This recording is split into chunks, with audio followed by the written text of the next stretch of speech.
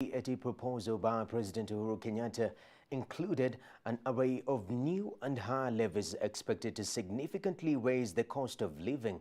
The proposal hitting consumers with more hidden taxes that include increased taxes on mobile money services, a 1.5% tax on gross salaries to low housing cost project, and double excess duty on banks. Sophie Roberts was on the streets of Nairobi and files us the following report showing how frustrated Kenyans have become.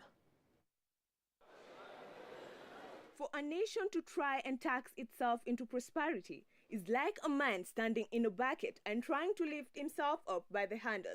These are the words of Winston Churchill, a UK Prime Minister who had warned against heavy taxing in the country. With that in mind, Kenyans are now bound to go through more difficult times in the near future after Parliament passed President Kenyatta's proposal on the Finance Bill 2018. A proposal that will see to it that the cost of mobile money transfer increases from 12% to 20% just months after Treasury Cabinet Secretary Henry Rotich had increased the tax by 2%. In addition to that, Wanjiku will also shoulder increased charges for over-the-counter withdrawals from 10% to 15%. The tax on fuel will also be at 8%, which will in return shoot up the cost of petroleum products used by a vast majority of Kenyans, e.g. charcoal and kerosene. Kenyans are now frustrated by the decision that will directly affect them, especially small-scale traders who constantly use mobile transfer services and low-income families already struggling with a tough economy. Hiyo kitu nilikuwa na expect ni mafuta peke yake, but according to my understanding nimesikia kwamba hata simu zitakuwa zitaongezwa ushuru, M-Pesa itakuwa overcharged, vitu kama vitu mob. Sioni kama zinahitajika kwa sababu zinaendelea tu kufinyilia huyo tu mwananchi. So kama inawezekana zile vitu za starehe kama vitu kama pombe, vitu kama hizo, at least wakiongezea hizo, juu ni vitu za starehe, hazitaweza kudhuru wananchi wa kawaida.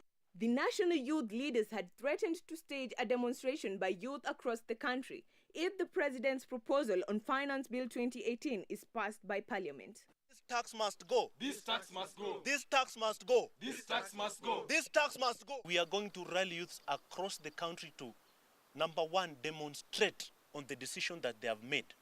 Two, we are going to initiate a recall initiative as outlined in the Constitution, Article 104.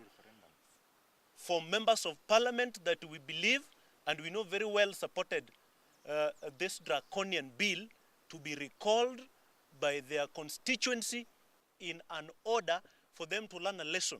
And those people who are supporting the oppressors and those oppressors who allow themselves to be oppressed by the oppressors, you will never be forgiven.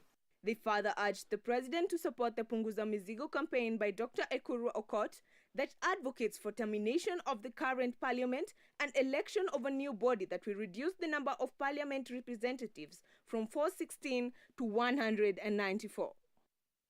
After Parliament gave a nod to President Kenyatta's proposal on the Finance Bill 2018, Kenyans are bound to face tough times ahead as they have to dig deeper into their pockets as the cost of living is as well expected to rise.